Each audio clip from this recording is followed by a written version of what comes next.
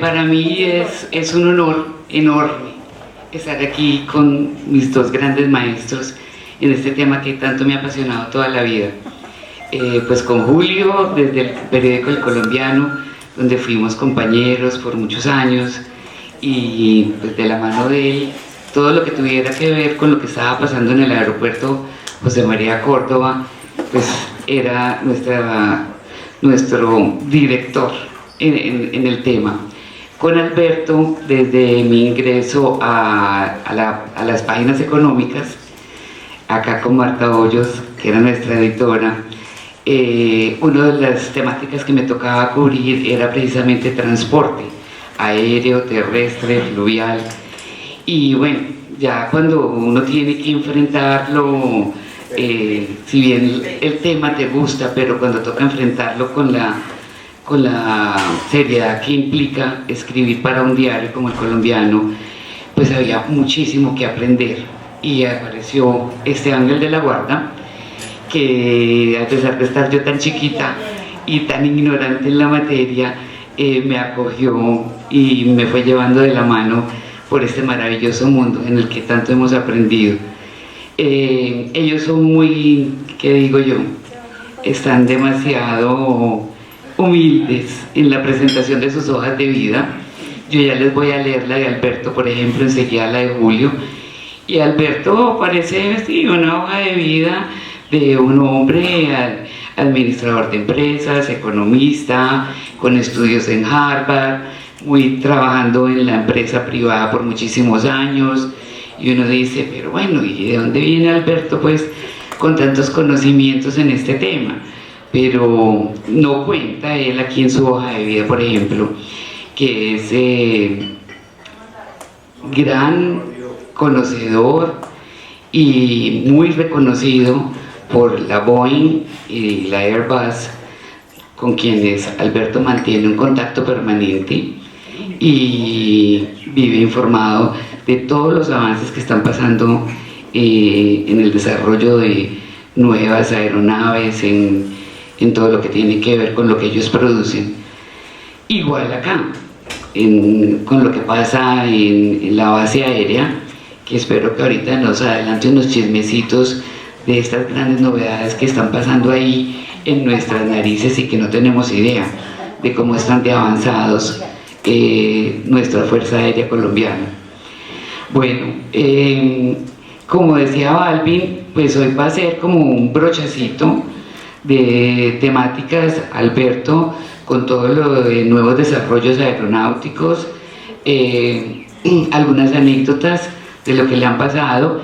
Él era quien debería estar cubriendo turismo, porque Alberto es una persona supremamente, ha viajado muchísimo, no solo terminó ya de recorrer cada uno de los estados de Estados Unidos, sino también Asia, Europa, bueno, Suramérica, por todas partes. Alberto viaja mucho, es muy inquieto, muy observador. Y con Julio, pues para que nos cuente toda esta, qué es lo que pasa en esta mini ciudad tan compleja y tan completa como debemos entender un aeropuerto, y más como es el José María Córdoba. Así que a mis dos maestros, muchísimas gracias por acompañarnos, por estar acá, por seguir estando en mi camino. Los quiero y los admiro mucho. De Alberto les cuento que está casado con Clara Inés Gómez Toro, es ingeniero químico como primera formación. En 1979 y 1980 fue becado por la Fundación Fulbright para hacer la especialización en Economía y Administración en la Universidad de Harvard. Durante 22 años trabajó en Fabricato, donde se desempeñó como jefe de procesos en acabados, jefe de ventas de productos no tejidos, asistente director de Relaciones Públicas, director de exportaciones, tesorero general y gerente financiero. También gerente de Cinsa, la comercializadora internacional del Grupo Fabricato. Durante 3 años se desempeñó como presidente de Federaltex, 12 años como presidente de OTM Corp, una comercializadora internacional, y si bien actualmente está pensionado, sigue siendo muy activo, por fortuna. Es miembro de 2 juntas directivas. Su primer artículo sobre aviación lo publicó precisamente en El Colombiano en febrero de 1962. A partir de ahí ya son más de 1500 artículos publicados en medios locales, nacionales e internacionales. Alberto escribe para muchas revistas internacionales de aviación. Ha participado en varios programas de radio y televisión y ha sido también invitado a diversos foros. Colabora con mucha frecuencia por solicitud de nosotros los periodistas en temas de aviación comercial, que es básicamente sobre lo que él le gusta estar reseñando. En 1999 recibió el reconocimiento de la Asociación Latinoamericana de Aeronáutica, ALA, y en 2003 el Gobierno Nacional le otorgó la Orden al Mérito Aeronáutico Civil, categoría plata. Como ven, pues uno dice, pues este empresario, ¿de dónde sale con tantos temas? Y conoce por dentro las entrañas de Boeing y Airbus. Pues eso lo vamos a saber en unos minuticos. Voy a introducirles a Julio, pues para todos acá lo conocen, Julio, la columna VIP, pero tampoco saben todo lo que hay detrás de la vida de Julio.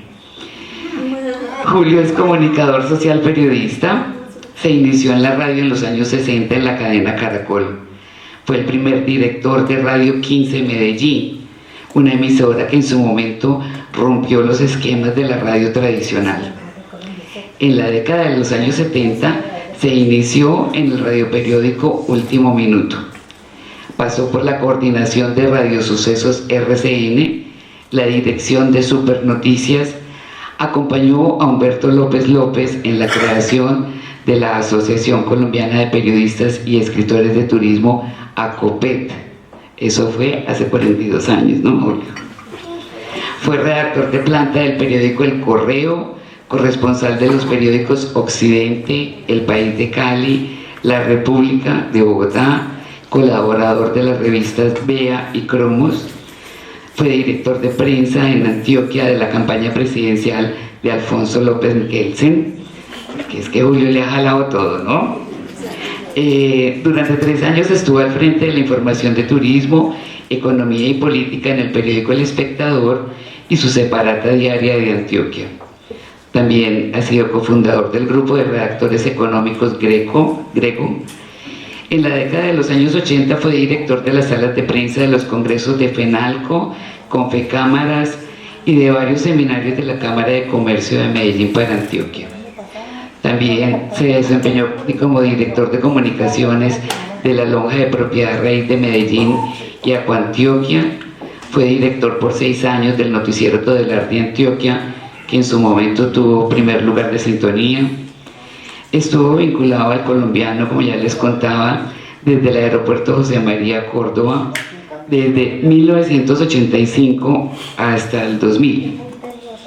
Bueno, en la década de los 90 regresó a Caracol, donde le tocó vivir toda la turbulencia del narcotráfico. Simultáneamente con Caracol y su columna VIP del Colombiano, sostuvo los lunes, miércoles y viernes informes VIP para el noticiero Día y Noche de Maya Televisión, lo que hoy todos ustedes conocen como Hora 13 Noticias. Ya en la primera década del 2000 regresó a la cadena de RCN con informes VIP para Radio Sucesos RCN y las noticias de la Radio Paisa. Para ese entonces se retira del Colombiano y nace su columna VIP en Internet, la misma que va a estar muy quinceañera este año. Ya vamos para 15 años. Lina Betancourt, su hija, inició la columna El Vuelo en el periódico El Mundo y Julio la continuó durante 5 años más. También se vinculó al noticiero de la tarde de Munera Isman Radio, después de concluir 25 años de permanencia en el aeropuerto José María Córdoba, donde se volvió pues importantísimo para nosotros los medios en cuanto a información y célebre entre todas las personas de este país que por allí cruzan para salir y llegar de viaje. Entre las distinciones y los reconocimientos que ha recibido Julio, tenemos que en 1997 recibió el reconocimiento de la comunidad del condado de Dade en la Florida.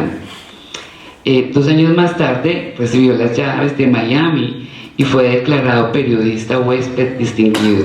Así que cuando tengan intenciones de viajar por allá, Julio es el que tiene las llaves.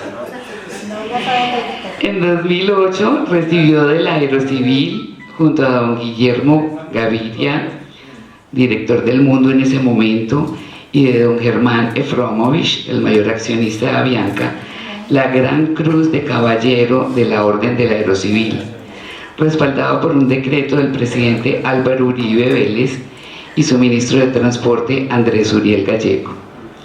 También recibió distinción a toda una vida del Círculo de Periodistas de Envigado, CIPE, la distinción del Instituto Metropolitano de Educación, IME, distinción de la Universidad San Buenaventura como uno de los 10 periodistas con calidad humana y profesional. Esto fue en 2013, un premio que compartimos con mucho orgullo.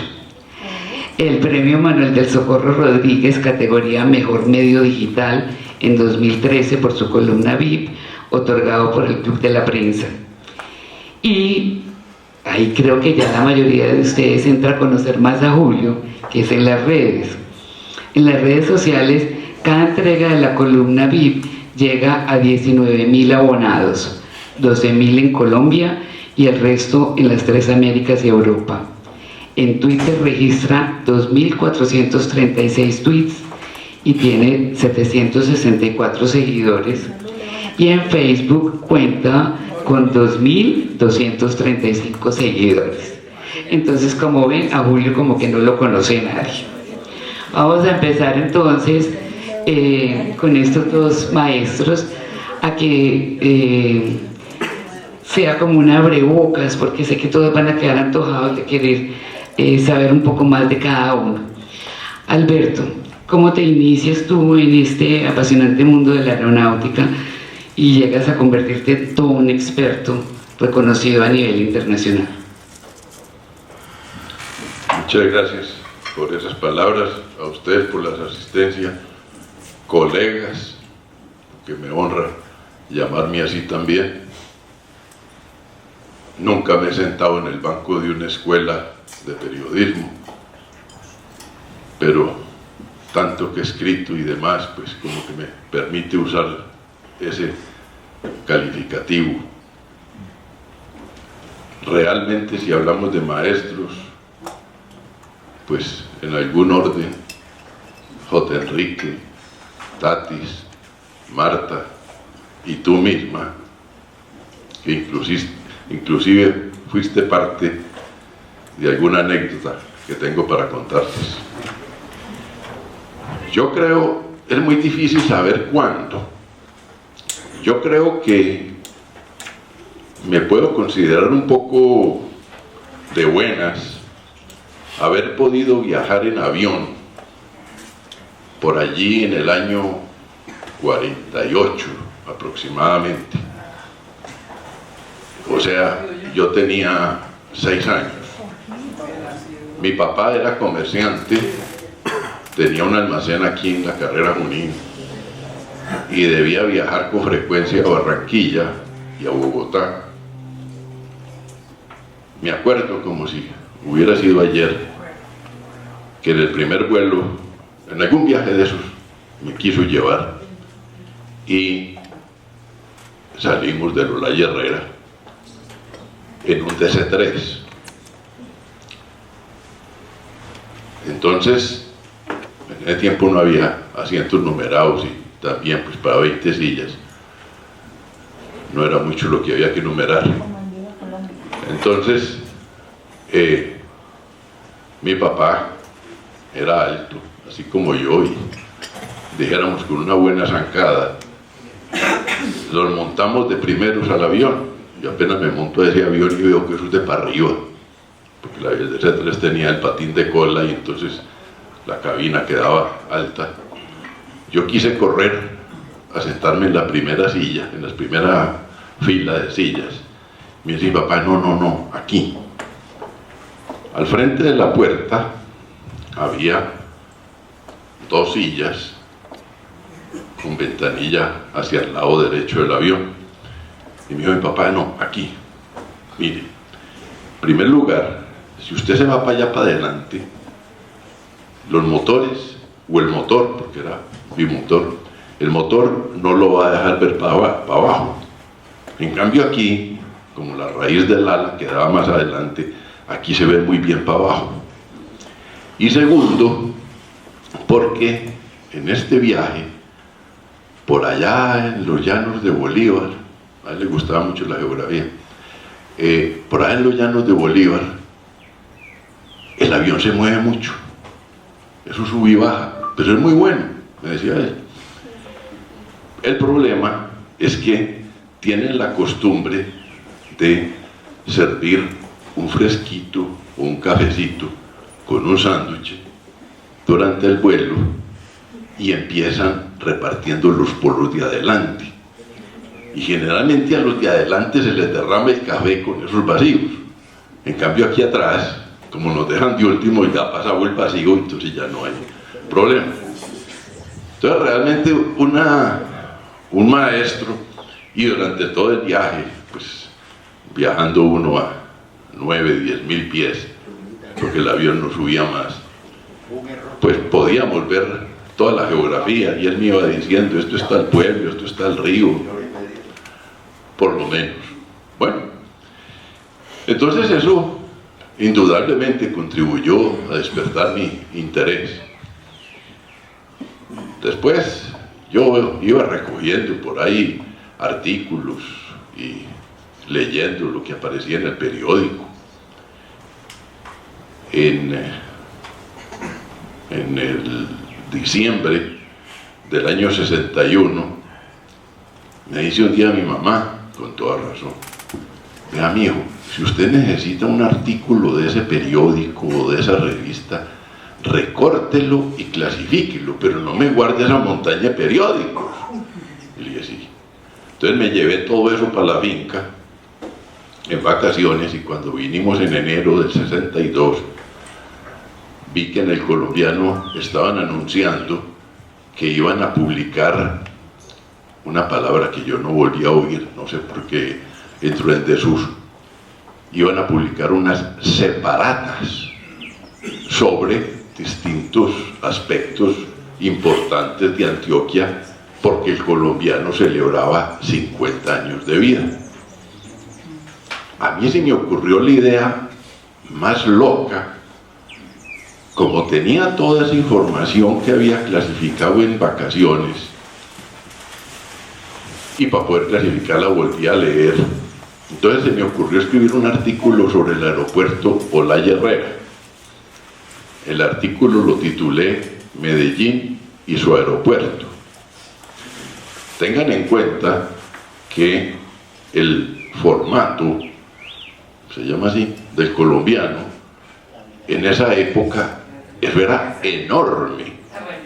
Eso era enorme. Mucho más grande que lo que es, por ejemplo, El Tiempo, que todavía conserva como esa forma, mucho más grande. Entonces, yo me conseguí en El Colombiano, ahí en la calle Maracaibo, unas cuartillas de papel periódico, y como estaba tan entusiasmado con mi artículo, pues entonces le puse cinta nueva a mi maquinita Remington, y ustedes no saben lo que es escribir con una cinta nueva en un papel periódico, y eso lo absorbe. Entonces la A, la E, la O, la M, todo eso es la misma vaina, un montón de puntos.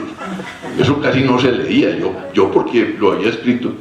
Bueno, escribí mi artículo, un montón de cuartillas, y entonces me aparecí por ahí a las 10 de la mañana un día donde el director del Colombiano, que era el doctor Fernando Gómez Martínez, muy querido el señor, me recibió y le dije, doctor, vea, tengo este artículo como para esas separatas que van a sacar, por si le interesa. Él, que sí sabía lo que yo había escrito, cuánto espacio ocupaba en El Colombiano, en el periódico. Me dijo, joven, pero eso está muy largo. Le dije, no, doctor, móchele el primer artículo que yo escribo en mi vida, usted verá, no, tranquilo, ponga lo que quepa. Bueno, yo lo voy a leer. ¿Dónde le aviso? Pues llámeme al almacén de mi papá. Mientras yo fui del Colombiano al almacén de mi papá, que quedaba en Junín, entre Colombia y la playa, cuando llegué estaba sonando el teléfono. Contesté, era la secretaria del doctor Fernando. Vea, que el doctor ya leyó el artículo, que lo va a publicar, pero que por qué no le pone unas ilustraciones. Y yo le dije, yo fotos también tengo, yo la llevo. Mira, entonces traiga lo que usted tiene y aquí lo arman en el archivo. A las 2 de la tarde, porque cerraban para la hora del almuerzo, estaba yo parado en la puerta ahí esperando pues que abrieran. Cuando a los 8 días, pues yo era todavía un medio mocoso, veo en la separata de ese día, el 5 de febrero creo que fue, mi artículo, 1 página y cuarto, con el titular a todo lo ancho y el nombre mío, Medellín 1962. Para los que lo vivimos, esto era un pueblito más o menos grande, y entonces salieron a la calle y que la gente lo señale, pues este fue el que escribió el artículo. Bueno, el doctor Fernando no me le quitó una coma, y lo que hizo fue que puso una introducción así como de 5 centímetros a mi artículo, muy amable. Entonces esa fue mi primera experiencia escribiendo. Ya después vinieron los estudios universitarios, vino mi vinculación a Fabricato. Yo nunca quise escribir cuando estuve vinculado a alguna empresa, porque siempre lo que más he apreciado es mi independencia, y yo no quería que, pues, de buena o de mala fe, alguno dijera, es que Alberto está escribiendo lo que oye Fabricato. Yo no quería que me vincularan así, y entonces nunca escribí, pero seguía leyendo, tomando notas, en fin, una afición por la aviación comercial, porque yo sí tuve que definir en un momento qué hacía. La aviación se divide básicamente en 3 grandes grupos, que es la aviación comercial, la aviación militar y la aviación general. La aviación general puede decirse que es todo lo que no es ni militar ni comercial. Entonces la aviación general es un muñequero. Ahí hay helicópteros, hay aviones en ambulancia, ahí hay jets ejecutivos. Bueno, entonces si uno quiere profundizar y saber un poquito, tiene que dedicarse a una sola, y yo opté por la comercial, porque hay que ver que la militar, el 50% es secreto y el otro 50% es obsoleto. ¿Qué vamos a saber nosotros qué le está pidiendo el ejército de Israel o la Fuerza Aérea de Israel a la OI para que haga para un bombardero? ¿O qué vamos a saber qué hay en el escritorio, en la mesa de diseño de la Lockheed sobre un avión militar? Entonces, si uno no tiene acceso a eso, es muy trabajoso. En cambio, en la comercial sí es mucho más amplio, y se puede mirar un poquito más hacia el futuro. Ya después, cuando yo tuve mi oficina y ya me independicé, ahí sí empecé a escribir. En el año 93 fue eso, porque es que mi editora era Marta. Me llamó Ana Mercedes, que si quería escribir algo sobre aviación, en fin, y me dijo que le mandara un modelo. Le mandé una columna que era hecha como en gotas, un poquito trabajoso a veces desarrollar un tema completo, sin contar con las mochaditas que de pronto le metía Marta pues, a la columna, pero bueno, pero por falta de espacio, ¿no es cierto? Sí, no más. Generalmente. Entonces, tuve la columna, la primera que le mandé, dije yo, bueno, usted tiene que llamar de alguna manera, y se me ocurrió llamarla Ícaro. Entonces, la columna llamaba Ícaro y cada columna tenía el título de esa columna. Mucha gente por ahí todavía me saluda, ¿qué hubo Ícaro? Le dije, no, yo no soy Ícaro, yo seré más bien de Dédalo, porque Ícaro es el hijo de Dédalo. Y la tuve 12 años y medio. Ya los primeros sorprendidos de que la dejara de escribir fueron ellos mismos en El Colombiano. Ha habido de pronto algunos chismes aburridores, pero yo antes lo que vivo es agradecido con El Colombiano de haberme aguantado 12 años y medio, fueron aproximadamente unas 600 columnas. Después me llamó La República, estuve escribiendo como 3 años, y bueno, total, 1500 y algo más artículos llevo publicados. Y dentro de todo eso, pues va uno haciendo relaciones, lo van conociendo, lo van invitando. Yo en el año 81, en el año 79 y en el año 80 estuve viviendo en Boston. Y le perdí, como dijéramos, el miedo, llamémoslo así, de alguna manera, pues a manejar en los Estados Unidos. Entonces yo, cuando me vine otra vez a Fabricato, porque volví a trabajar en la empresa, en unas vacaciones nos fuimos para Estados Unidos, cogimos un carro y yo fui a la Boeing con mi señora, pero como simple turista. Me mostraron ahí como en un grupo de turistas, pero en una de las plantas, por lo menos, porque son varias, hay como un corredor alrededor de la planta, pero en un segundo o tercer piso, como que mira uno para abajo lo que está pasando. Después, en tantas visitas que he hecho, ya he estado en lo que ellos llaman el piso, es decir, ahí al lado de la fabricación de los aviones. Y he hecho muy buenas amigas con ellos, también con Airbus, aun cuando más adelante de pronto les doy mi percepción de cuáles son las diferencias entre esos dos monstruos, Airbus y Boeing. Paremos aquí por ahora.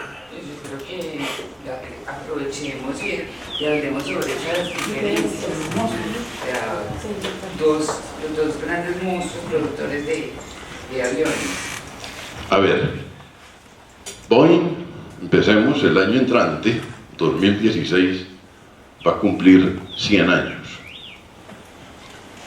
El señor William Boeing es un apellido, era un señor dedicado a la industria de la madera.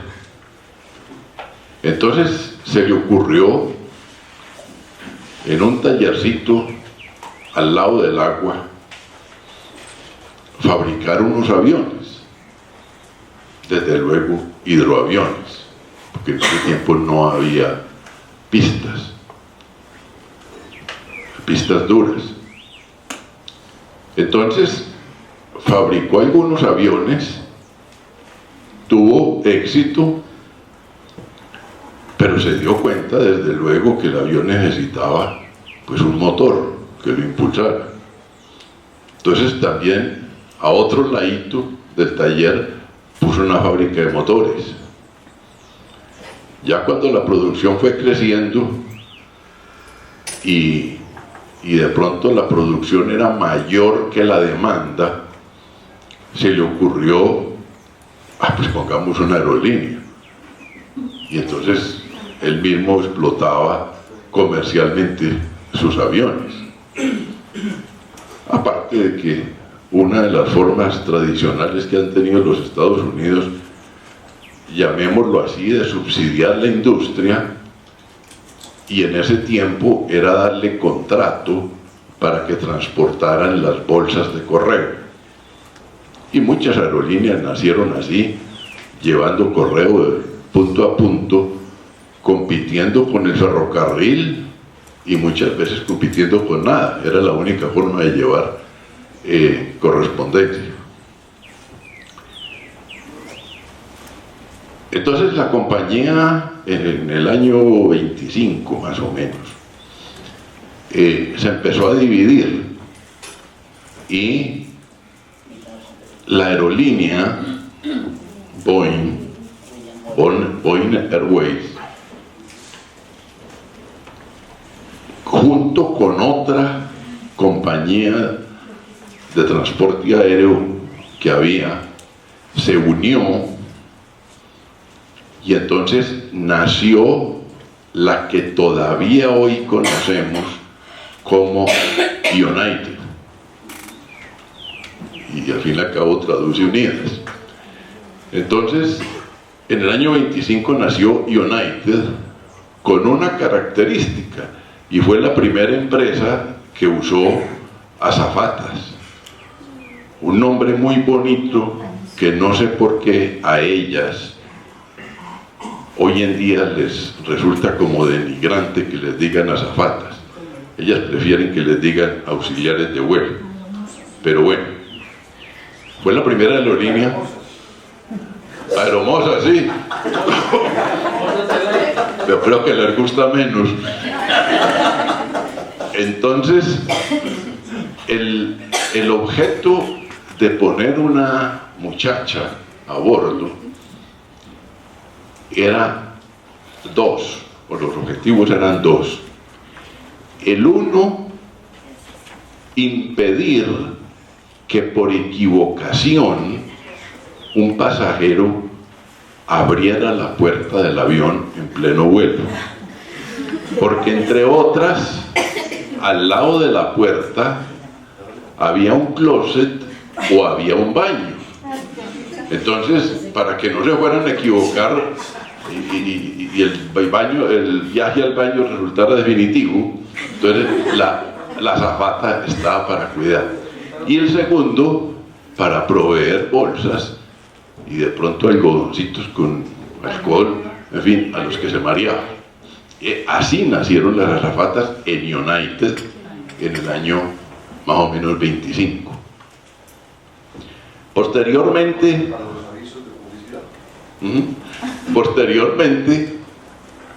la fábrica de motores fue también vendida porque el señor Boeing dijo: no, yo me voy a dedicar a hacer aviones.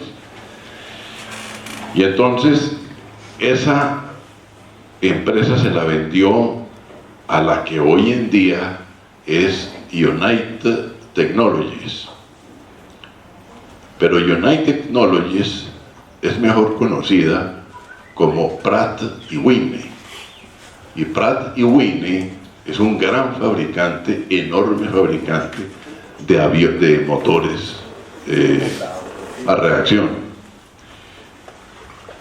Entonces ya el señor siguió con su empresa, llegó la época de la guerra, la producción era masiva, hubo aviones sumamente versátiles y eficientes, y en fin, terminó la Segunda Guerra Mundial y ya la situación pues en lo comercial era malita, porque pues realmente la economía había quedado muy golpeada, y lo militar ¿para qué? Porque ya se había acabado la guerra. Aun cuando después siguió la de Corea, pero ya la de Corea pues hay con restos de lo de la Segunda Guerra. Entonces a principios de los 50 empezó a pensar en un avión a reacción para pasajeros. Lo que se vino a concretar por allá en el año 58 con la salida del que se conoció como el Boeing 707, un avión de 4 motores, aproximadamente 180 pasajeros, enorme para la época. Eso dio origen a que se hiciera otra versión un poquito más corta, conservando los motores y en las alas, y salió el 720B, que de esos tuvo Avianca algunos nuevos. Después entonces se presentó la necesidad de algo también un poquito más chiquito, porque para rutas más cortas, entonces nació el 727.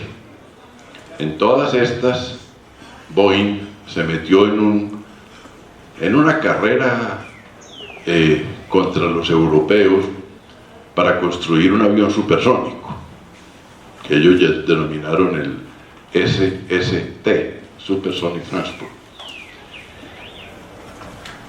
y dedicó lo mejor de su tecnología y sus mejores técnicos, ingenieros, a ese proyecto. Estando en esas y en una situación más bien crítica de recursos económicos, se presentó el señor Juan Tripe, que era el presidente y mayor dueño de la Pan American, y había sido el primer cliente para el Boeing 707. Y le dijo a Boeing: yo necesito un avión el doble de grande de capacidad que el 707. De una vez le encargo 25. Y aquí le dejo este cheque para acuñar el pedido. Entonces, la empresa, que estaba en dificultades económicas por lo que le estaba demandando los esfuerzos con el SST, se consiguió, pues llamó a un ingeniero que tenía ahí, joven relativamente, y le dijo: bueno, mire lo que tenemos, encárguese usted ese proyecto. Nosotros no podemos decir que no, porque con el cheque ahí, pues, ¿quién dice que no? Entonces, vamos a trabajarle a esto. Él cogió, entre comillas, del personal que sobraba, porque así lo más bueno lo habían llevado para el otro, para el supersónico. Hizo un equipo de trabajo. Y la primera idea que se le ocurrió a este ingeniero fue: bueno, si quiere que sea el doble de grande, podemos coger 2 fuselajes de 707 y pegar uno detrás de otro. Pero eso quedaba enormemente largo y muy difícil de operar, sobre todo en los aeropuertos. Entonces se le ocurrió: bueno, si no me sirve uno detrás de otro, pongamos el uno al lado del otro. Entonces se inventó el concepto y el diseño que hoy conocemos como los aviones de doble pasillo. Entonces, así tenía un largo aceptable para la operación en tierra, y venía el problema de diseñarle alas y estudiar qué motores pudieran levantar aquello. Desde el principio, él pensó: bueno, este avión tan grande, Pan American puede que lo llene, pero habrá alguno que más bien querrá que esto tan ancho sirva para transportar carga. Pero para poder transportar carga voluminosa, no podemos pensar en las puertas laterales, porque no pueden ser inmensamente grandes por cuestiones de seguridad, y las convencionales pues no dan para meter carga demasiado grande. Entonces hizo un diseño de tal manera que la trompa del avión se levantara, y entonces así que podía cargarse frontalmente, aprovechando todo el largo del avión y todo el ancho del avión. Pero para poder hacer esa puerta que se levantaba, que se levantaba la nariz, entonces la cabina de pilotos la tuvo que subir un poco, y ya por diseño aeronáutico ya tuvo que ese morro empezar a rebajarlo, y es la figura que hoy todos conocemos del 747. el Jumbo. Entonces él mandó a hacer una maqueta de ese avión, pero antes él también había tenido la idea de que si lo que quería era el doble, entonces eran las tres opciones: un fuselaje detrás del otro, no sirve, es demasiado largo; un fuselaje al lado del otro, bueno, eso fue lo que se quedó. Pero también consideró un fuselaje encima del otro, pero él vio que ese segundo piso resultaba muy incómodo en el caso de una evacuación de emergencia. Una cosa es tirarse uno de la altura que tiene un avión hoy en día promedio, y otra cosa es tirarse desde allá al segundo piso. A él no le gustó eso. Entonces, en ese domo que le puso al avión, quedaba un espacio detrás de la cabina de pilotos, y él dijo: no, esto sirve para que la tripulación descanse y se haga ahí. Mandó a hacer una maqueta de eso, del de 2 pisos y de este que se convirtió en el 747, y llamó al señor Triple. El señor Triple, a ese viaje a la Boeing, fue acompañado de Charles Lindbergh, que se había convertido en asesor de la Pan América. Ahí fue el primer contacto de este ingeniero con ese señor que él miraba como un ícono, con Lindbergh. Bueno, entonces primero lo llevó a la maqueta de los 2 pisos, dejó que Triple se encaramara allá, mirara para abajo, dijo: no, esto es horrible, pues por aquí no, no me gusta esto, ¿qué más tiene? Le dijo: le tenemos otra solución, vamos por allí. Y lo llevaron a la maqueta del 747. Inmediatamente la probó, dijo que eso era lo que él quería, pero que ese espacio detrás de la cabina de pilotos, no, que eso para descansar la tripulación, no, eso me lo adecuan para llevar pasajeros. Entonces, en los primeros modelos del 747, algunas aerolíneas ahí pusieron un lounge, un saloncito para descansar, con servicio de bar, en fin. Modificaciones posteriores que con los años se le han hecho, se ha extendido un poco más esa parte de arriba, pero no llegando a que el segundo piso sea la totalidad del largo del avión. En todo caso, el trabajo era inmenso. Pratt Whitney, a quien se le habían encargado los motores, quedó mal. En Boeing hay el convencimiento de que ellos no tenían el empeño, la conciencia que había en Boeing de tener que fabricar ese avión. En todo caso, llegó un momento en que en los patios de Boeing había 4, 6, 7 aviones de esos monstruosos sin motores. Bueno, llegaron los motores y se le entregó a Boeing, a Pan América, esos aparatos, y bueno, fueron un éxito con el tiempo, y todavía hoy en día ya van en varias versiones.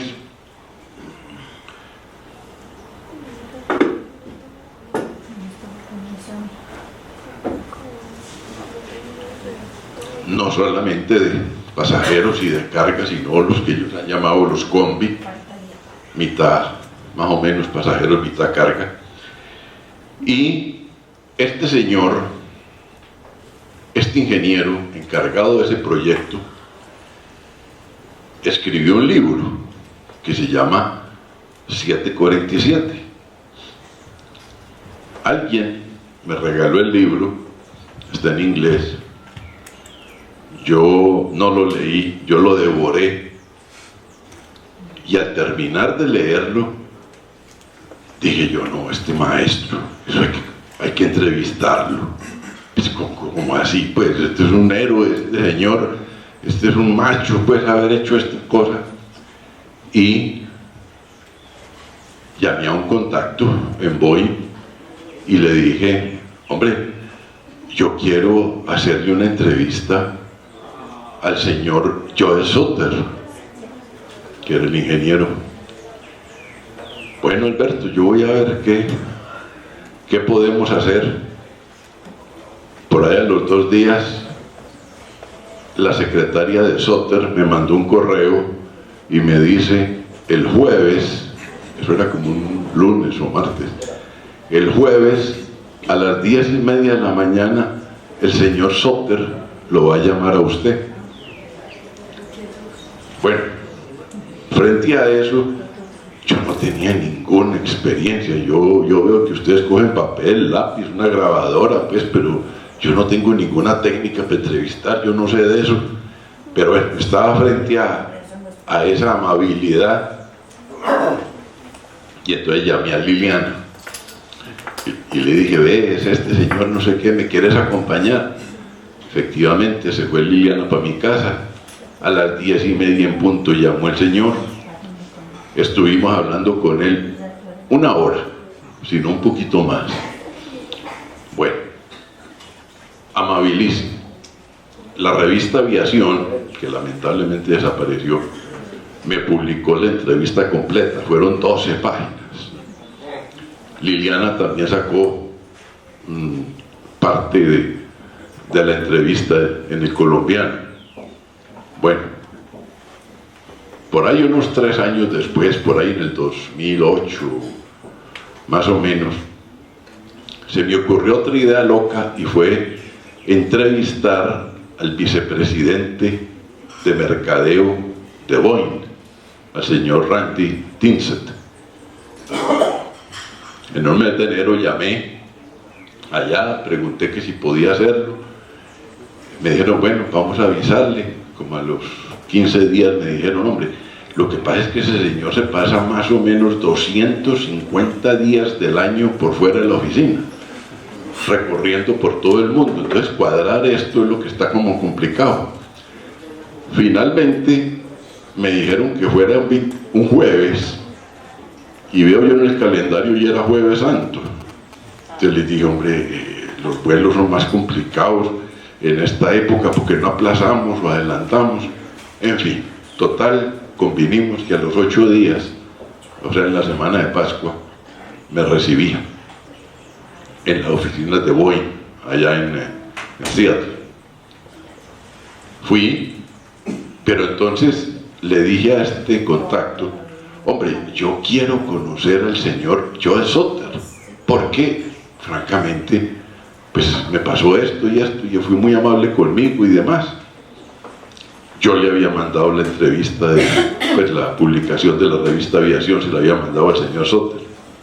Bueno, cuando llegué allá a la Boeing, me dijo el director de comunicaciones, la cita suya con el señor Tinsett, el vicepresidente, es a las 10 de la mañana. Después de la cita, vamos a la oficina del señor Soter y él lo invita a almorzar. Bueno, que le pase a uno esto, pues. Bueno, el señor Tinsett, amabilísimo, estuve hablando 1:30 con él ahí en la oficina con toda calma, le pregunté lo que quise. Nos fuimos para la oficina de Soter y entonces Nicolás, este director de comunicaciones, entró. La oficina tenía un escritorio. Él tenía en ese momento 88 años y todavía es asesor de la Boeing y tiene oficina allá. Entonces la oficina es un escritorio, una mesita como de reuniones y algunos muebles adicionales. Nicolás se adelantó y le dijo pues que yo era Alberto Maya. El señor Soter no dijo nada, se paró de su escritorio, se fue para uno de los muebles que había, abrió un cajón, sacó algo y se vino para donde mí y me dice, esta es la revista donde usted publicó mi entrevista. Yo les digo, se me salieron las lágrimas. Ver un ícono de la aviación como ese que tenga el detalle de ir a buscar la revista, bueno, nos fuimos a almorzar, hablamos de vez en cuando, ya hoy en día tiene 94 años, ha perdido un poco, sobre todo físicamente, mentalmente sigue muy despierto. Entonces esa es mi historia ya. A través de todo esto, de conocer a Boeing y de conocer a Airbus en Toulouse, y es con lo que quiero rematar. Veamos que Airbus fue fundada en el año 70, Boeing en 1916. Ellos querían, ante todo, como hacer un contrapeso al poderío americano, porque en ese momento existían Boeing y la Douglas, fabricando aviones comerciales. Entonces, no volví. Entonces, tiempo después, la Boeing absorbió a la McDonnell Douglas. Bueno, entonces ellos sacaron el primer avión, el A300, un avión de doble cabina, pero de un solo piso, como buscando una competencia al entonces DC-10 de la Douglas y un tanto al Jumbo. Tuvo un relativo éxito, sobre todo dentro de compañías europeas, porque la compañía se fundó con participación accionaria de los gobiernos de Alemania, Francia, el Reino Unido, Italia y España, más o menos en ese orden en porcentaje de participación. Decidieron dejar la planta en Toulouse porque allí estaba la fábrica de la que se llamó Sud Aviation, que fue la que fabricó el Caravelle francés. Entonces era una empresa, hoy sigue siendo una empresa mayoritariamente oficial. El sector público, esas naciones son las dueñas. Después crearon una rama militar, Airbus militar, que no ha tenido mucho éxito y últimamente han tenido una calamidad con un avión que llamaron el A400M, un avión de transporte militar, pero bueno. Entonces, ¿cuál es la diferencia básica entre las dos empresas? Aparte de la experiencia y la antigüedad de Boeing. Y es que cuando sale un producto nuevo, Airbus le extiende la mano a los padres. A ver, alemanes cuánto van a poner, franceses cuánto van a poner, ingleses cuánto van a poner, en fin. En cambio Boeing, que es una, llamémosla sociedad anónima, inscrita en bolsa, tiene que irse para Nueva York, explicarle a los inversionistas qué es lo que va a hacer, cuáles son las proyecciones de su negocio y vender bonos o hacer emisión de acciones. Entonces son los particulares los que están, dijéramos, arriesgando el capital. Y desafortunadamente, y esto está comprobado y no lo digo pues lanzando chismes al aire, desafortunadamente Airbus, para poderse asegurar los fondos, dijéramos que magnifica las cosas. Cuando fueron a sacar, por ejemplo, un solo ejemplo, el A380, el de 2 pisos, salieron con mucho bombo a decir que se iban a meter en ese programa que valía 8.000 millones de dólares. La respuesta de Boeing en ese momento fue: bueno, vamos a ver cómo resulta, pero ustedes con menos de 12.000 millones de dólares no hacen ese avión. Pasó el tiempo y Airbus confesó que ya llevaba 15.000 millones de dólares invertidos y el avión no había despegado. El último dato que tengo es que Airbus lleva 25.000 millones de dólares metidos en ese avión. Solo en el A380, y el punto de equilibrio, o sea, el número de aviones que tiene que vender para que ni gane ni pierda, estaba en 430. En este momento ha vendido más o menos unos 200, un poquito menos de 200. Entonces está en la mitad de la carrera del punto de equilibrio y la demanda por ese avión tampoco es tan grande. Entonces, para mí, como concepción de empresa, soy mucho más afín a lo que hace Boeing que lo que hace Airbus.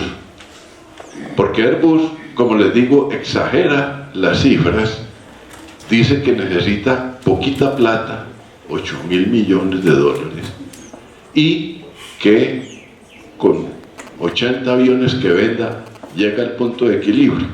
O sea, entusiasma a los gobiernos dueños de la compañía y le suministran los dineros.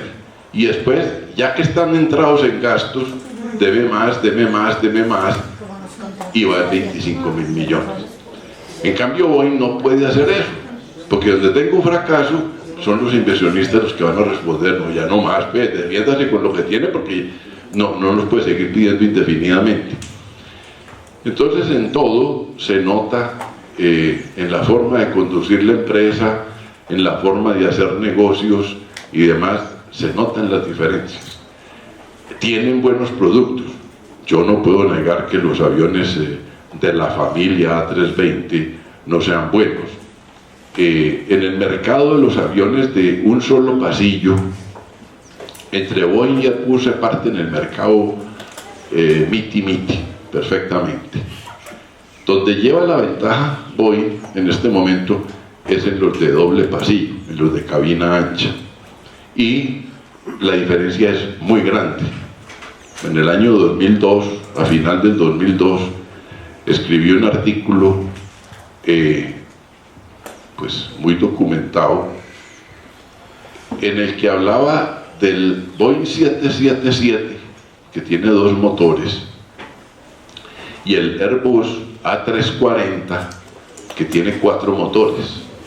Los 2 aviones con unas capacidades de transporte muy similares. Y yo decía, en ese artículo concluía, que era mucho mejor el avión de 2 motores que el de 4. Entre otras cosas porque cada motor es un problema. Mientras menos problemas haya para manejar, mejor es. Cuando el señor Lindbergh iba a cruzar el Atlántico, tenía la posibilidad de escoger entre un monomotor y un bimotor. Existían las 2 posibilidades y él escogió un monomotor, porque si en la mitad del Atlántico se le iba uno de los motores del bimotor, eso se convertía en un lastre. Entonces yo concluí pues que eran mejores, y a raíz de eso me mandó una invitación muy pomposa, vaya la verdad, ni porque yo hubiera ido a comprar aviones me hubieran tan atendido así, y me fui para Toulouse, invitado por Airbus, y me mostraron el avión y demás, y los desarrollos que empezaban con el A380, y en fin, pues un poquito como tratando de convencerme que el A340 de ellos iba a ser mejor que el 777 de Boeing. Pasó el tiempo, hace 3 años más o menos, desapareció de las estadísticas de Airbus, que las pudo consultar, no volvieron a decir nada del A340, y fue que calladitos, terminaron la producción. En ese momento habían producido 344, producido y entregado 344 aviones A340.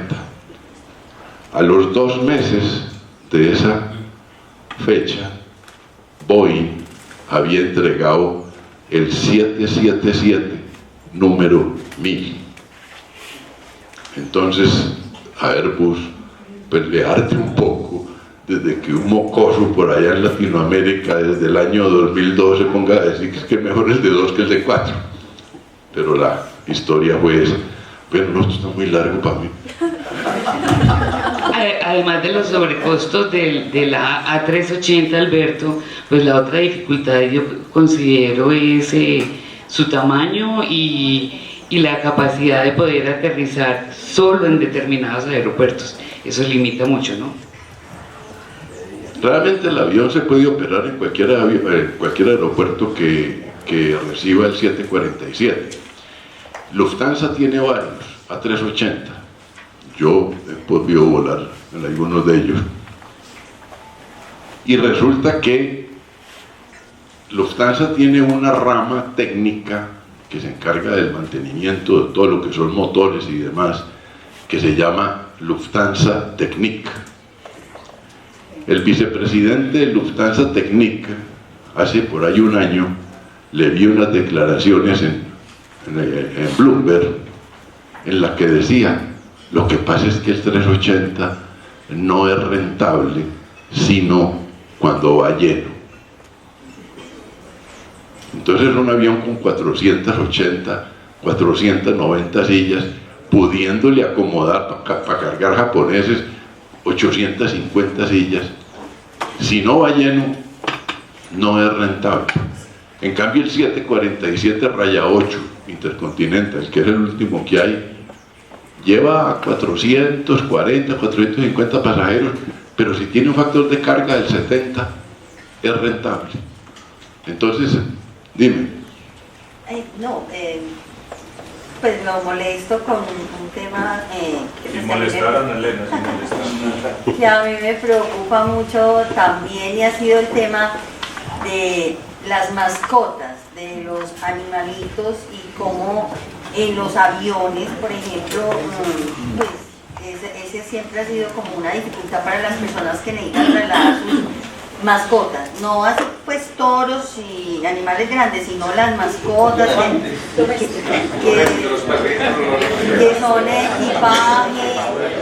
que son equipaje, por ejemplo, dificultades como las que se presentan en el aeropuerto de México, que para la cuarentena aíslan demasiado los animalitos, entonces los dueños sienten que ellos no están bien tenidos. O sea, esa preocupación de las personas que tienen sus animales. No, yo creo que es más el exceso de cariño y de cuidado por el animalito, porque realmente no le pasa nada. Animales de determinado peso para arriba, creo que son 2,5 libras, para arriba tienen que ir en jaula en la bodega. Si es de menos de 2 libras, se puede llevar a bordo, teniendo todas las precauciones de que no haga porquerías y en fin, pero de todas maneras se pueden llevar a bordo. Y los que van en la bodega no tienen ningún problema, las bodegas están presurizadas, de modo que no va a tener. Y en las jaulas esas yo veo que les ponen comidita y agua y en fin, pues para el viaje. El avión, algunos muy necios seguramente les dan algo, pero realmente no sufre. El trato del animal es bueno. Uno ve la jaula y lo pobrecito encerrado y no sé qué, pero bueno, tampoco son 3, 4, 5, 6, 10, 12, 15 horas de vuelo, pues no más. Pero ya los otros, si que van en la cabina, pues están más contempladitos, pero no se preocupe por los animales, que van muy bien. Gracias, Alberto. Bueno, y como ya tuvimos pues un poco como la idea de qué es lo que hace la Boeing, qué es lo que hace Airbus, quién tiene más experiencia, 100 años contra 40 y algo, ¿no? Veamos a ver esos aviones cuando aterrizan, ¿dónde llegan? ¿Cuál es ese mundo, esa pequeña ciudad en la que se convierte un terminal aéreo, en particular como el José María Córdoba, del cual Julio tiene tanto conocimiento? Nosotros solo llegamos a counters, la parte pues así, pero Julio se conoce todas las entrañas y sabe todo lo que ha pasado desde el momento mismo de la inauguración de este terminal. Bienvenido, Julio, y gracias. Muy amables. Empiezo contándoles a ustedes que todo este cuento empieza con una frase, o mejor, un título: campo de aviación. Después se transforma en aeródromo Las Playas. Posteriormente es el aeropuerto Olaya Herrera. Y hay un personaje que tengo que citarlo porque es don Gonzalo Mejía, llamado el fabricante de sueños. Don Gonzalo Mejía, a principios del siglo XX, provenía de una familia con una fortuna inmensa, la de don Luis Mejía Santa María, que comerciaba con Jamaica. Este título de comerciante le daba la oportunidad de estar importando productos desde allí y lleva a este hombre joven a desarrollar una serie de empresas. Por ejemplo, trasladó el cine que existía en el Circo España y abrió la primera gran sala de cine en Colombia, el Teatro Junín, para 4.500 espectadores, y llegó a tener hasta 5.500 espectadores. Los últimos proyectores de este cine del Teatro Junín, hoy donde queda el edificio Coltejer, los encuentran en el Hotel Mariscal Robledo en Santa Fe de Antioquia. Y el Teatro Junín estaba dentro del edificio Gonzalo Mejía, junto al Hotel Europa, que también lo fabricó don Gonzalo. Y don Gonzalo se dio el lujo, a principios del siglo, de ser un joven tan inquieto que, además de tener el hotel más importante de la ciudad, el teatro más grande y uno de los 4 cines más grandes del mundo, porque incorporó la tecnología sonora, las primeras películas sonoras se proyectaron en Junín. Hay algo más: con esa aristocracia montañera, le dio por traer cámaras, trajo el primer carro a Medellín y utilizó a toda la oligarquía del Club Unión para una película, donde él dirige, actúa y trabaja con su señora bajo el cielo antioqueño. A don Gonzalo Mejía no se le ha hecho el homenaje que merece un hombre que además soñaba con la carretera al mar, con el doble propósito. Don Gonzalo Mejía, al fin comerciante, soñaba con una carretera al mar para aproximar a los montañeros de aquí con las playas que teníamos del mar, y además la posibilidad de sacar hacia Jamaica y otros destinos y Panamá las mercaderías. Y le dio también por fundar, junto con unos personajes muy conocidos de la época, el fundador de Coltejer, don Alejandro Echavarría, y don Guillermo Echavarría Visas, la primera compañía aérea. Además de don Gonzalo haberse enfrentado en su momento a unos personajes que en Antioquia eran cerrados, godos, ultragodos, al problema que tenía Medellín, que todo debía ser por carretera, y al fin y al cabo le temían al transporte aéreo. Y la tragedia de Gardel, en ese aeropuerto que ayudó a construir don Gonzalo Mejía, se convierte en uno de los alicientes para que se desarrolle el servicio de transporte de carreteras, y tienen que enfrentar desde el año 32 muchas dificultades. Le toca a don Gonzalo además traer el primer DC-3 que abrió la ruta Medellín-Panamá, en una compañía que fundó con estos prohombres, además de cine, de teatro, de todo esto. Y don Gonzalo soñaba con la carretera al mar. Este sueño de don Gonzalo lo sigue obsesionando, y es así como pues yo tuve una fortuna que fue estudiar la Escuela Pedro Lartes Añudo. Allí las caminadas eran al aeropuerto Olaya Herrera,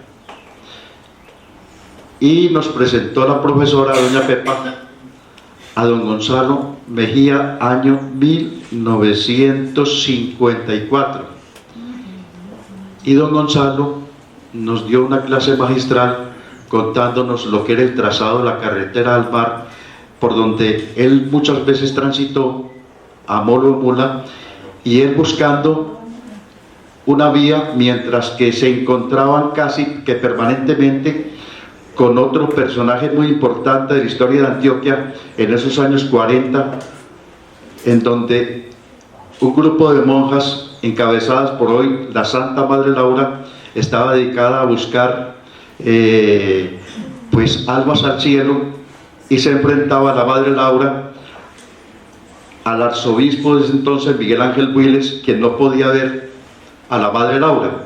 Ese es otro cuento. Don Gonzalo logró desplegar sus alas, su sabiduría, y como empresario seguir adelante. Y después de todo este cuento que les he contado de la importancia que tuvo don Gonzalo Mejía en la creación del aeropuerto La Herrera, sigo con mi cuento, el cuento de los aeropuertos. Mi primera crónica sobre algo que tuviera que ver con aviones fue precisamente para el periódico El Correo, que fue el proceso de Sofrevia, la firma que vino del exterior y realizó estudios en dos áreas, el Llano de Ovejas y el Oriente Antioqueño, para la construcción del aeropuerto que reemplazara el Olaya Herrera. Y claro, Diego Calle Restrepo, gobernador de Antioquia en los años 70, inclinó la balanza a favor de su región, el Oriente. Y esa inclinación permitió que todo se concentrara con la argumentación de un trazado que se tenían en las fincas próximas a donde quedaba, o mejor, donde quedó la finca de don Fernando Gómez Martínez en el Oriente. Él tenía también en Santa Fe de Antioquia pues su casa solariega, pero la familia Gómez Martínez la tenía en el Oriente. Y en el gobierno de Alfonso López Miquelsen, quien ganó la votación grande en Antioquia, este hombre, después de que Antioquia le dio una votación tan grande, fue el gran triunfo, 3 votos liberales por uno conservador, decidió hacerle el favor a Antioquia de retrasar 4 años la iniciación de las obras del aeropuerto. El presidente Julio César Turbay Ayala, de quien tanto se ha mofado la historia, tenemos que reconocerle 2 hechos. El metro de Medellín, él lo despegó, y además despegó las obras del aeropuerto José María Córdoba. Llamó a don Guillermo Gaviria Echeverri, ingeniero, quien lo puso al frente de la aeronáutica civil, lo enfrentó a todos sus poderes. En 1971, el presidente Turbay realizó la primera inauguración del aeropuerto José María Córdoba en sus pistas y la obra negra del terminal de pasajeros, siendo director de aeronáutica civil Álvaro Uribe Vélez. Enorme discurso, gran presentación. Belisario Betancur llegó después y tuvo el compromiso de concluir el aeropuerto de Río Negro con el director de lo civil de ese entonces, Juan Guillermo Penagos Estrada, un hombre transparente, que el 29 de agosto de 1985 se echó un discurso de 3 palabras: aquí les entrego el aeropuerto, gracias. Coincidió todo esto con la etapa nefasta del narcotráfico, la primera aparición de los asesinatos, una flota aérea particular que tenía Pablo Escobar desde el aeropuerto Olaya Herrera, la muerte de Lara Bonilla, y secuestros, asesinatos, todo lo que ustedes quieran, nos tocó presenciar.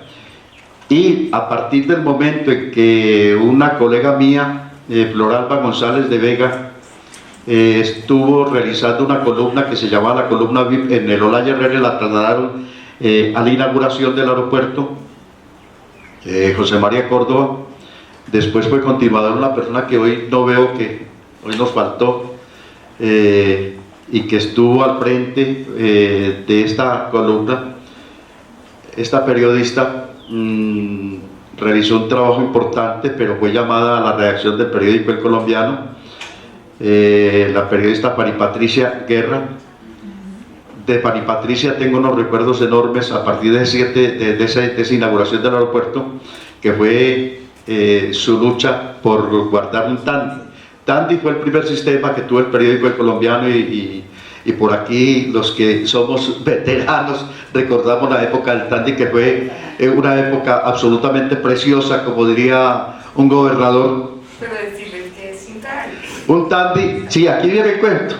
Un Tandy consistía en el primer ordenador, el precursor de los computadores de ahora. Tenía una capacidad enorme para guardar información. Le alcanzaban 6 páginas. Si J quería hacer 3 columnas, se jodió. Copó la capacidad del Tandy. Y además había que llamar al periódico para conectarse vía teléfono para transmitir y eso demoraba rato. Pero para nosotros la transmisión de los 15 minutos que demoraba la transmisión en Tandy era nada en comparación con la época en que nos tocó a J. Enrique Ríos y a otros colegas que veo por aquí, que nos tocó en la época dorada, cuando la información llegaba a los teletipos de la United Press International, de la agencia EFE, bueno, eso era lo más demorado del mundo, el ver llegar la información y sobre todo las fotos. Ahora que ustedes oprimen, pero eso era una locura. Y para una fotografía a color, pónganle cuidado, se demoraban 3 horas porque había que recibir 3 negativos para hacer la policromía. Se utilizaban en ese entonces en los periódicos el sistema de clichés, y a J y a otros amigos nos tocó que en los periódicos el texto se levantara en plomo. Cuando llegó la tecnología, el periódico El Colombiano fue vanguardista en esto, y entonces a Fanny Patricia, que acaba de llegar al aeropuerto, la devolvieron a Medellín. Ella además lo quería porque quería estar al lado de la ciudad, y al fin y al cabo eso de estar llegando todos los días desde Medellín a Río Negro por carreteras que no eran nada buenas, no es lo que tenemos ahora, pues eso fue tremendo. Me llamó Alberto Velázquez Martínez, me ofreció la columna en reemplazo de Fanny Patricia y quedé enviarme un texto para entrar a considerar si les gustaba el estilo. Al día siguiente de llevarle a Alberto Velázquez una columna piloto para que la consideraran, mi mujer me llamó y me regañó porque no le había contado que yo estaba en la nómina del periódico El Colombiano y ya había recibido llamadas de todo el mundo. Lo simpático y lo paradójico, la primera nota fue con el secretario de la Gobernación de Antioquia, Gonzalo Jiménez Gómez, que en paz descanse. Había viajado Gonzalo a Urabá por la aparición de un volcán de lodo. Le sugerí a Alberto Velázquez Martínez que enviara un periodista allá, que eso era una noticia importante, grande. Y entonces Alberto dijo sí, lo anotó y se le olvidó. Al domingo siguiente, el periódico El Tiempo, en su tamaño universal, en primera plana, destaca una fotografía a 6 coles con la noticia, y llega El Colombiano con fotografías y le dedica página y media en interiores. Bueno, aquí tengo a un colega mío que trabajó en esa época, en ese tiempo, porque nosotros llegamos al Colombiano un poquito tarde, tuvimos que esperar que saliera Darío Arizmendi Posada, porque él no aceptaba personas como J como yo, que éramos de la última promoción de Empíricos, y entonces el acceso nuestro al periódico sirvió para demostrar la capacidad que teníamos, los talentos que teníamos los Empíricos, y empezamos a trabajar muy duro. Nosotros no le servíamos a nuestro amigo Darío Arizmendi para el periódico El Colombiano porque éramos empíricos, pero éramos los genios para las empresas que tenían montadas Darío Arizmendi con don Juan Zuleta Ferrer y don Humberto López, que se llamaba La Voz y la Imagen, una empresa que quebró como programador de televisión en la cadena 1 con el colega Fabio Rincón, el hermano de Héctor Rincón. Él quebró esa empresa y a nosotros nos tocó, a J y otros amigos nos tocó rescatarles y trabajarles, y los empíricos tuvimos nuestro cuarto de hora entonces en El Colombiano. J en las notas económicas, recuerdo desde Tuluá, Gustavo Álvarez Gardezábal dejaba sentirse cada semana con su pluma. Estaba también tu empírico, don Alberto Aguirre, nuestro gran amigo. Llegaba a las páginas editoriales Los Gazapos del ingeniero Roberto Cadavid Argos, y toda esa crónica de mitología lopaisa, de una generación empírica que nos tocó pues trabajar duro, y ni tan empírica, porque todos los sábados, y esta es una continuidad de lo que nos dejó en el alma Humberto López López, nos hacía madrugar, y era desde las 7 en punto de la mañana. Estuvimos durante 12 años seguidos madrugando a EAFIT madrugando a la Universidad San Buenaventura. En EAFID, aquí que recuerde, J y yo, algo le tocó también a Marta de EAFID, ¿o no? No. Bueno, en EAFID nos tocaron unos cursos que casi nos sirven para graduarnos de economistas. Nos faltaron, creo que unos pocos, unas pocas, sí. Bueno, y nos llenamos de cartones, estábamos más preparados que cubis, indiscutiblemente. Eso nos permitió afrontar la famosa gran crisis y salvar con pura carreta los periodistas al ministro de Hacienda, Edgar Gutiérrez Castro, porque fuimos 20 periodistas que estuvimos al lado. Y ahora sí vamos al tema de los aeropuertos. La experiencia maravillosa de haber tenido todos estos cursos, toda esta posibilidad de haber estado al lado, la experiencia maravillosa de haber empezado en un aeropuerto que desde el día de su fundación, de su creación, de su darlo al servicio, nos permitía estar en contacto con las gentes. Y un año después de inaugurado el aeropuerto, nos tocó, gracias a Dios, la experiencia maravillosa de realizar la primera transmisión en vivo y en directo, vía microondas de Teleantioquia. Nos tocó inaugurar en Teleantioquia todo este cuento para el canal regional, que además enlazaba con la cadena 1 de televisión, y simultáneamente estábamos con el Centro de Televisión Vaticano para el resto del orbe. Y la inmensa fortuna de tener a nuestro lado y haberle puesto el micrófono al lado de Todelar y Teleantioquia para que se impartiera la primera bendición desde territorio antioqueño en julio de 1986, un año después de inaugurado el canal Teleantioquia, de su santidad Juan Pablo II, en su primera visita a Medellín. Primera y única visita. Después nos tocó la oportunidad de estar en contacto permanente con mucha gente, en conocer todo este mundo, lo que es un aeropuerto. Un aeropuerto es una micro ciudad con tantas cosas alrededor que lo quisiéramos tener los ciudadanos, esa fortuna y esa posibilidad, porque además se puede decir que un aeropuerto es una réplica de una republiqueta, porque tiene su propia constitución, se llama el RADI. Por aquí están los amigos que se mantienen metidos en los aeropuertos sabiendo, entre ellos mi amigo Callejas, que él sabe lo que es el RAT, es la constitución de los aeropuertos. Nada se puede hacer en un aeropuerto si no lo tiene el RAT. Bueno, y entonces un aeropuerto tiene un gerente que asimila las funciones de un alcalde, y manda, y como los alcaldes, tampoco manda tanto, porque cada uno defiende sus territorios. Y además tiene un aeropuerto, como el caso de Río Negro y Medellín, tiene mejor cuerpo de bomberos que el resto de ciudades colombianas.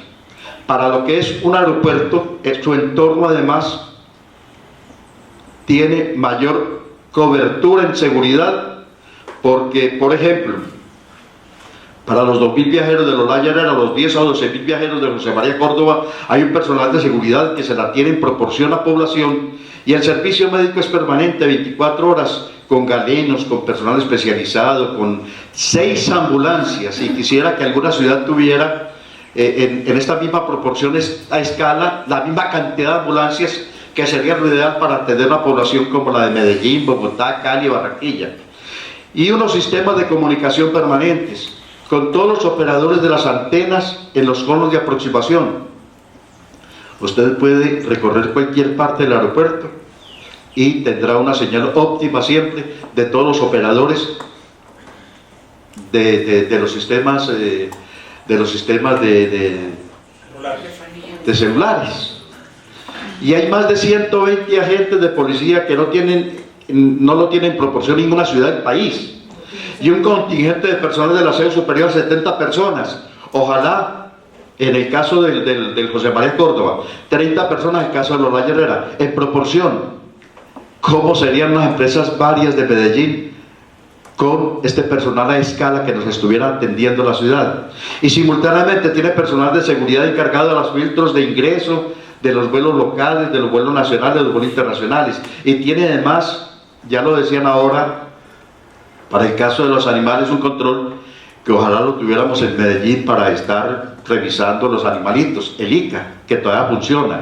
Y a su lado dispone de una base aérea que vuelve a colocar el tema de la seguridad en primer lugar, pero adicionalmente tiene el personal de inteligencia del B2, de la 4ª Brigada, de la SIGIN, de contrainteligencia, y como si fuera poco, personal permanente de la DEA americana, porque los señores de la DEA americana se paseaban por el aeropuerto José María Córdoba como Pedro por su casa. Y valga la oportunidad de recordar una anécdota, cuando yo estaba viendo más aviones de la DEA que aviones de lo que llamamos la aviación comercial y general. Mientras se movían los ejecutivos de Medellín en unos 4 o 5 aviones, yo llegué a tener una lista de 42 aviones en un solo mes de la DEA americana. Esto lo puse en conocimiento de un representante, de un senador de la República. Levantó un debate en su Comisión de Relaciones Exteriores, y entonces Manuel Ramiro Velázquez Arroyave, que en paz descanse, levantó tal polvareda, Manuel Ramiro, que obligó a que tuvieran la obligación la DEA americana de estar pasando un listado mensual. En el primer listado, 20 aviones, y registramos 32 aviones, y otra vez debate en el Congreso de Colombia. Bueno, esa era la presencia permanente de la DEA americana con su base en Howard, y llegaban los aviones aquí como Pedro por su casa. Pero además, estoy hablando de las generalidades de lo que tiene pues un aeropuerto. Hay personal de la Interpol, ya les decía a ustedes, la gente de la DEA. Teníamos además el embarque de carga, y tuvimos oportunidad de escuchar recientemente cómo les contaron a ustedes el montaje que hizo Tampa después del decomiso de droga en Estados Unidos en uno de sus aviones, de conseguir una infraestructura total. J me acompañó alguna vez en un viaje, en un vuelo de Tampa, y nos mostraron cómo tenían monitoreado desde la base en Miami de Tampa todo el movimiento de flores, del mercado de exportaciones, todo, absolutamente todo está en cámara. Desde el momento en que uno se mueve en el aeropuerto José María Córdoba, usted está ante las cámaras de los gringos, sea porque son las que atiende Tampa, las otras aerolíneas cargueras, o sea porque los mismos gringos tienen esta facultad, estos convenios firmados. Y además, la zona de influencia del aeropuerto fue tan grande, empezando el año 85, que además de traer la ventaja de una zona franca, de una base aérea, hoy ustedes ven que tiene uno de los mejores hospitales del país, que es el Hospital San Vicente de Paúl.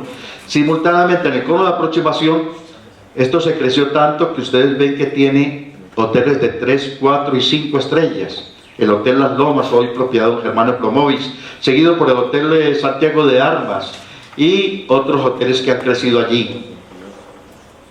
Hay que destacar además que muy pronto se va a reanudar el servicio, no sabemos en qué modalidad, la Hostería Llano Grande, que queda a 8 minutos del aeropuerto. Y a 10 minutos del aeropuerto ya hay un proceso de remodelación total del Club La Macarena, que manejó en los últimos años con Fenalco, y que se convertirá en el primer complejo turístico 10 estrellas, no 5, 10 estrellas, que será el único en el país que dispondrá, además del lago, para competencias deportivas, canchas de golf, y se convertirá en el nuevo Decameron, que ha sido adquirido por esta compañía, con una inversión aproximada, empezando, de $20 millones. Será el primer Decameron con campo de golf de dimensión internacionales. Todo esto movido por la fuerza que lleva la transformación de un aeropuerto. Y hablando de ese aeropuerto que estuvo subutilizado hasta llegar avanzado los primeros 20 años, subutilizado en que llegamos a tener un movimiento menor del 20% de su capacidad. Hoy el aeropuerto está en el 60% de capacidad. Sí. Don Julio, yo lo felicito y muchas gracias pues por su forma de ser y hacer pues todo lo que ha hecho durante toda su vida.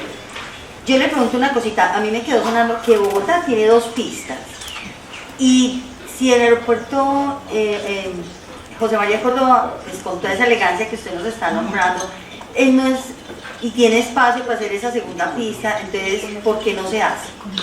Sí, esa pregunta la trasladé hace rato al señor director de Aeronáutica Civil, a nuestro actual director de Aeronáutica Civil, porque creo que ha llegado a la Aeronáutica Civil y valga la pena, y le estamos tramitando invitación para tenerlo aquí, porque este hombre, además de haber sido piloto comercial, estoy hablando de Gustavo Alberto Lenis, piloto comercial, no, piloto privado, de haber sido vicepresidente, presidente de SAM, presidente de Avianca, presidente de Aerorepública, de haber tenido ese recorrido grande por la aviación. Es un hombre que conoce hasta el manejo de una tragedia, porque le tocó también el manejo de la tragedia del avión de SAM.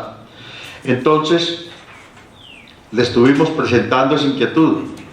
Actualmente, en lo que se tiene, no figura la segunda pista, pero todo el mundo sabe la urgencia que tiene la segunda pista y que tienen que adecuarse los terrenos. Naturalmente, hubo un desfase, porque cuando se le autorizó a la Fuerza Aérea en los terrenos, la Fuerza Aérea se le dio la mano y se quedó con todo el brazo.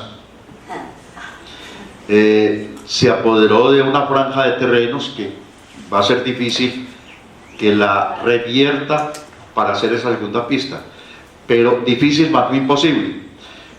Adicionalmente, tienen los terrenos suficientes para donde crecer en el cono de aproximación, y tiene otras ventajas adicionales. La transformación que ha sufrido el aeropuerto, yo fui de los que sufrí, y además que me tocó pelear con mucho rato con los ingenieros y con los arquitectos, porque emprendieron transformaciones en 10 frentes al mismo tiempo, y yo considero que no se puede hacer lo mismo que están haciendo hoy con Medellín, que estamos en 5 frentes diferentes haciendo trabajos, cuando debiéramos llevar estos 2 escalonados. Hoy tenemos un aeropuerto transformado totalmente, y además tenemos un aeropuerto muy bello y un aeropuerto que mostrar, y un aeropuerto con unas posibilidades enormes. Necesitamos la segunda pista indudablemente, y estamos luchando para que se tenga entre los objetivos de la concesión. Naturalmente acaban de elevar como en 15 años más la concesión por las obras adicionales que están haciendo. Vamos a tener ya en el curso de este año la posibilidad de vincular nada más ni nada menos que 250 ingenieros expertos en aeronáutica. Simultáneamente se van a crear más de 1000 puestos de trabajo para gente especializada en la parte de los talleres que está montando la compañía Avianca. Y esto de Avianca es el primer paso fundamental para que vengan otras compañías a hacer esto. Sí, adelante. Don Julio, usted dice que el Aeropuerto Internacional José María Córdoba afecta positivamente la zona de influencia. ¿Pasa lo mismo con el aeropuerto aquí en Medellín, con el Olaya Herrera? Mire, definitivamente el hecho de tener nosotros 2 aeropuertos es una ventaja comparativa. No creo que lo afecte. Creo que se están tomando las determinaciones de utilizar aviones que contaminen menos, pero como el tráfico aéreo en el Olaya Herrera es diurno, 6 de la mañana a 6 de la tarde,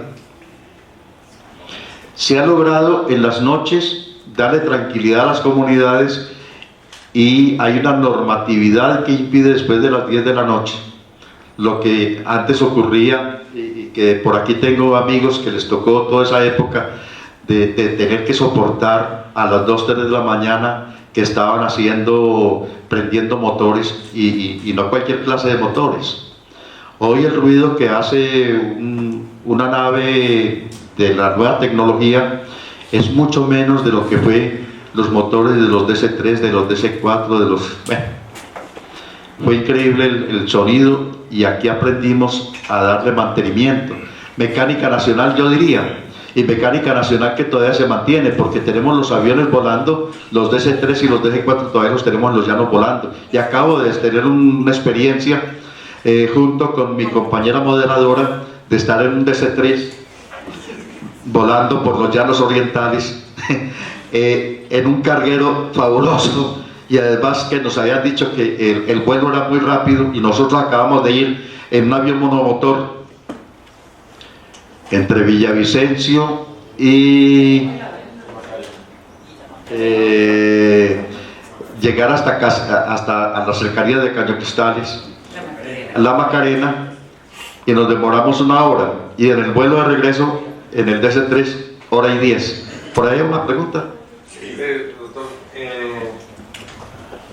usted ha sido defensor cuando existía la sala de prensa en el José María Córdoba. ¿Qué ha pasado con esa sala de prensa? Porque de un momento a otro la quitaron, es decir, no sé si llega el operador, usted ha sido defensor de eso. ¿Usted vuelve a retomar esa idea de la sala de prensa Zuleta Ferrer para el aeropuerto José María Córdoba? La sala de prensa Juan Zuleta Ferrer todavía existe, y todavía existe y queda en un lugar donde ustedes pueden solicitar a la gerencia del aeropuerto que les faciliten las llaves cuando tienen que atender a alguien, o van a esperar un vuelo, o van a acompañar a alguien. Pero no es lo mismo la sala de prensa, que fue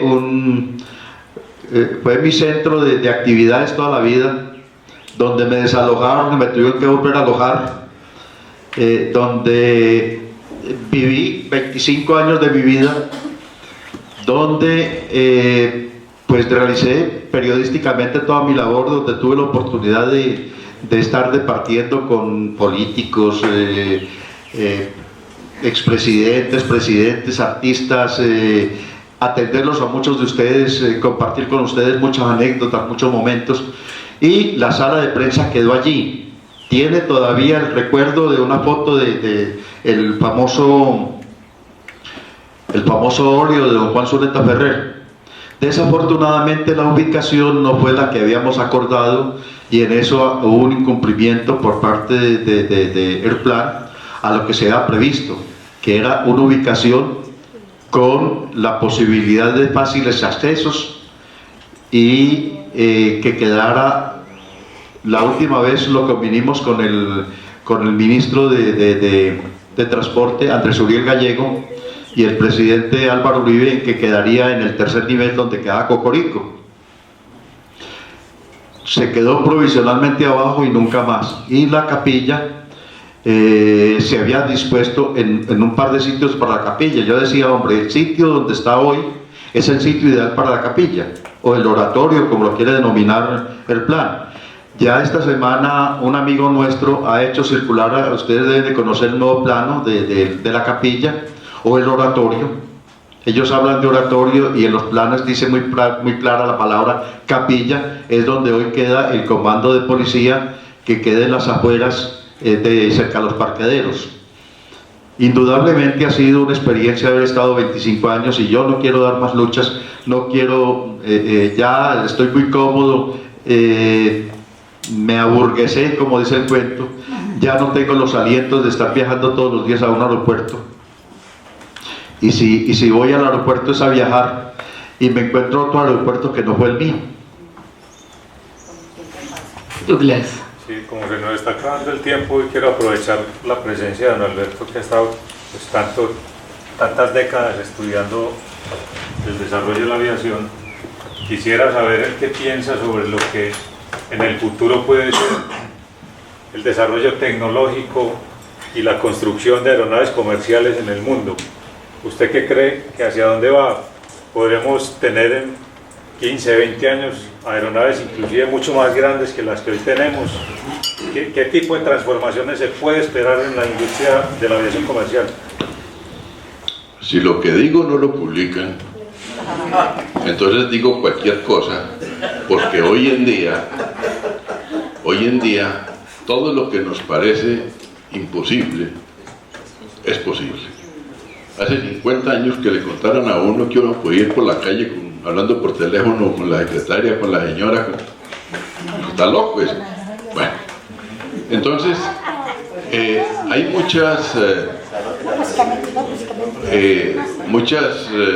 muchos proyectos.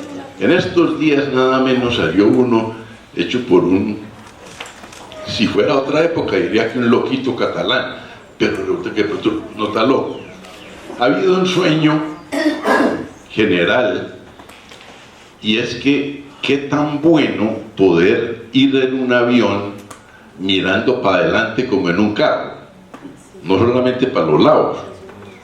Entonces hay varios diseños y varias propuestas de montar sillas sobre las alas, unas alas con una enorme superficie y la parte frontal, el borde de ataque del ala, pues quizá con un vidrio panorámico. Es decir, sí, pues supongamos que algún día va a haber eso. Otra cosa que se piensa es la velocidad. Acaba de salir un diseño de los japoneses que tiene en ese segundo piso, en el lomo como tú lo llamas, una parte transparente. ¿Qué tanto afecta eso lo aerodinámico de la nave? A ver, que sea transparente, opaco, no, realmente. Lo que sí es el diseño, la aerodinámica. Es decir, ¿por qué las alas son como son? Alguna vez a una persona le dijeron, mire, defínanos a Boeing así, pero cortiquitico. Y dijo, es una diseñadora de alas. Si usted no tiene alas, póngale el fuselaje transparente u opaco, eso no. Las alas son la clave del negocio. Entonces, de lo demás ya se presta para todo tipo de especulaciones. Me parece muy bonito, ojalá voy a buscar ese modelo. Bueno, otra cosa que se ha pensado es la velocidad. Entonces tenemos los supersónicos, pero la experiencia que ya ha habido con el Concorde pues fue desastrosa, y Boeing, que les hablé ahora, en un momento dado suspendió sus trabajos del SST, y yo que sepa no están trabajando en avión supersónico ni en Europa ni en Estados Unidos. Más fácil que se alcance en la aviación ejecutiva. Ahí sí pueden venir los supersónicos. Porque ha sido Alberto, pero ese fracaso con el Concorde fue más por costos, porque no todo el mundo podía viajar en eso. Entonces me imagino que los vuelos no iban llenos y ahí venía esa deficiencia económica, o por un problema técnico. ¿A qué obedece? Básicamente los costos, porque en unos aviones diseñados, digan ustedes, antes de los años 70, en donde el combustible pues valía, ¿cuánto valía J2? $3 el barril, pues 3.80, entonces pues realmente que gastara combustible eso no era problema. Entonces con el tiempo se volvió insostenible. Por otro lado tampoco era muy cómodo. Yo viajé en el Concorde una vez por pura chiripa, volaba de Londres a Nueva York y me dijo pues le caí en gracia a la del counter, me dijo, vea, ahora salió un vuelo más temprano, ¿quiere ir en ese? Y le dije, bueno, pero ella no me dijo que era el Concorde. Le dije, bueno, me voy en ese. Cuando llego allá, ya era el Concorde. Pero Alberto, yo te quiero decir, esta semana acabamos de recibir una gran noticia. Está un vuelo en este momento por el mundo que no utiliza combustible. al avión solar. Es un avión solar. Está haciendo 80 noches. Y lo que es la Boeing, qué pena decirte, pero allí están los coreanos produciendo motores para la Boeing, todos los que quieran. Pero no eléctricos. están haciendo de todos los coreanos. No, en este momento el motor que se está ensayando en una bahía de un 757 es el motor ecológico con biocombustible. Ya hay un avión, un 757, que tiene dos motores. Un motor trabaja convencionalmente y el otro es de biocombustible. Aquí ha habido dos temas interesantes, porque como Julio puso algo sobre el tapete de los aeropuertos y tú pones otro sobre la historia. Si nosotros miramos el Constellation y Super Constellation de la época tuya, nuestra.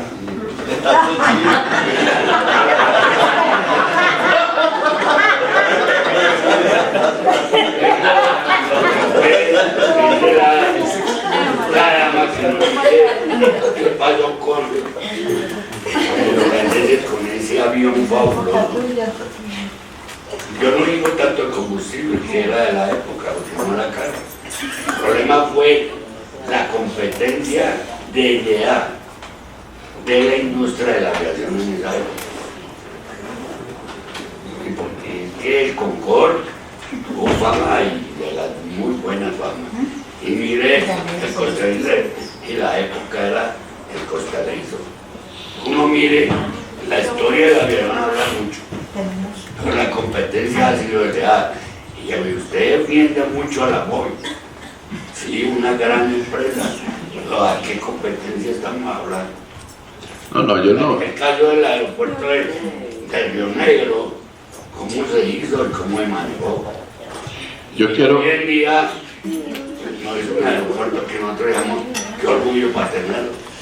Yo quiero, a propósito del aeropuerto, hacerle una acotación a lo que dijo Julio ahora, y preguntaba a alguna persona sobre la segunda pista. Muy bien, Julio, que le metas toda la candela para que planeen eso, para que así a ver si dentro de 30 años hacen eso. Está muy bien, pero no se necesita. Miren.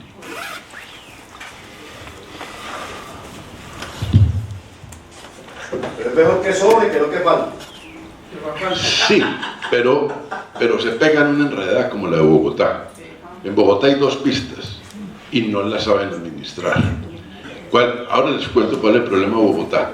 En el caso del Medellín, el aeropuerto Gatwick, que sirve a Londres, tiene una sola pista.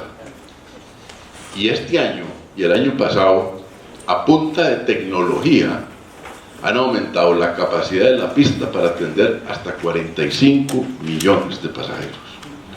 Entonces otra pista no se necesita. Ahora, en Medellín tenemos, de alguna manera, el aeropuerto, la pista, y aquí la base aérea. La pista, si algún día se hace, va a ser así más o menos. Llegando pues hasta aquí. O sea, esto no hay que tocarlo. Y van a ser paralelas, pero no continuas. No sé cómo irán a ser las calles de rodaje, porque si le toca a uno aterrizar aquí, para por aquí, para irse de aquí para acá, se le olvida para dónde iba, pero se puede hacer. Y lo otro que les dije, que de Bogotá, lo que pasa, y si van a traer a Lenis, si de pronto entienden la pregunta, le hacen esta. ¿Por qué en Bogotá hay... Yo no soy piloto y nunca he trabajado en aerolíneas ni en la aeronáutica. Tenemos una pista aquí y la otra la tenemos aquí. Y aquí está pues todo el complejo del edificio. Resulta que los aviones, principalmente por vientos, aterrizan, dijéramos, de oeste hacia el este. Entonces, hay unos marcadores que se llaman, antes de cada pista, uno aquí y otro aquí. Esos marcadores lo que le van a dar la indicación a la tripulación de cuál es el ángulo de descenso, cuál es la velocidad para pues pegarle por aquí cuando pongan las llantas en el suelo.